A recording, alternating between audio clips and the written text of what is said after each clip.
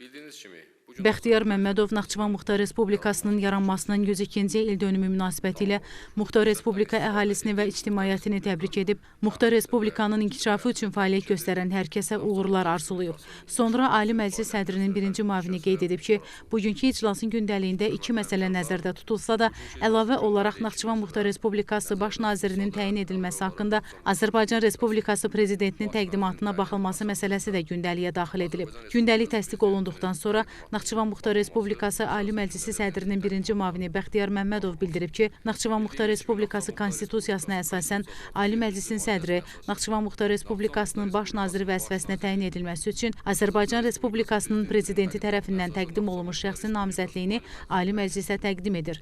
Təqdimat oxunub, namizəd haqqında məlumat verildikdən sonra Cabbar Hafizoğlu Musayevin Naxçıvan Muxtar Respublikasının baş naziri təyin edilməsi haqqında Naxçıvan Muxtar Respublikası Ali Məclisinin qərarı səsə qoyularaq qəbul edilib. Azərbaycan Respublikasının prezidenti cənab İlham Əliyevin yüksək etimad göstərərək onu Naxçıvan Muxtar Respublikasının baş naziri vəzifəsinə təqdim etdiyinə görə minnətdarlığını bildirən Cabbar Musayev çıxış edərək deyib ki, bugün Azərbaycan tarixi zəfərin yaratdığı yeni reallıqlar fonunda sürətlə inkişaf edir. Dövlət başçısının Ulu Öndər Heydər Əliyevin əsasını qoyduğu siyasi xətti müasir dövrün çağırışlarına uyğun şəkildə uğurla davam etdirməsi Azərbaycanın dayanıqlı inkişafını təmin edən əsas amillərdəndir. Cabbar Musayev qarşıda duran vəzifələrin uğurla icra edilməsi, dövlət başçısının müəyyən etdiyi strateji hədəflərin layiqincə həyata keçirilməsi üçün bundan sonra da səylə çalışacağını bildirib. Bəxtiyar Məmmədov Ali Məclis adından Azərbaycan Respublikasının prezidenti cənab İlham Əliyevin yüksək etimadı ilə yeni vəzifəyə təyin olunması münasibətilə